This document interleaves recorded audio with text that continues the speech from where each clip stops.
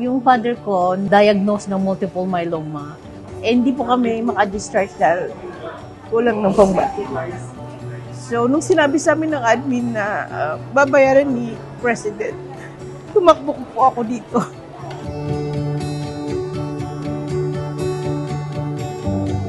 Ang ate ko po, nag-check up po, meron po siyang breast cancer. Una po yung mas panganay, cervical cancer.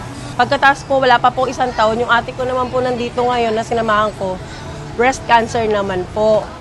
Ngayong araw na ito, na-bless po ako. Marami pong salamat sa inyo. Sa Presidente po na nagpapasalamat po ako. Tuwan-tuwa po ako ngayon talaga. First time ko pong mabigyan po ako ng ganitong blessing.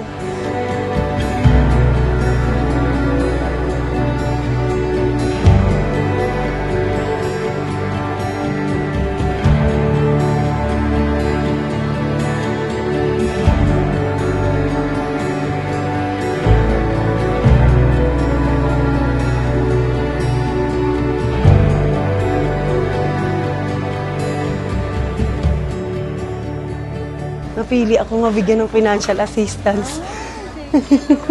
Ano po, sobrang masaya at papasalamat po. Naiyak talaga.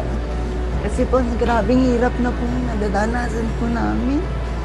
President Bongbong Marcos, binigyan niyo po ako ng biyaya na hindi ko inaasahan. Maraming salamat po. Miracle siguro yung word na naiisip ko ngayon. At lahat ng katabi ko doon yung din na sinasabi nila. Dahil sila daw hindi rin makalabas dahil kulang yung pambayad. Sobrang thank you kay President.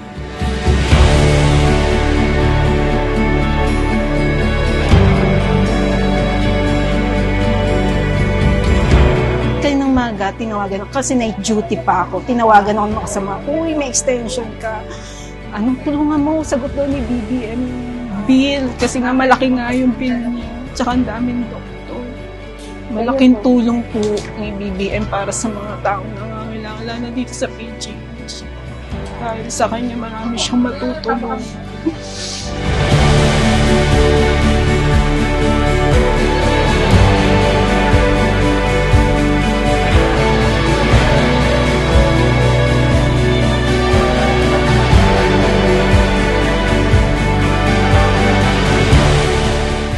Happy birthday po sa ating mahal na Pangulo. Maraming salamat po at may mga ganito po kayong programa.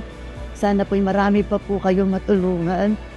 Kung maayos pang lahat. Maraming salamat po at mag-iingat po kayo lagi.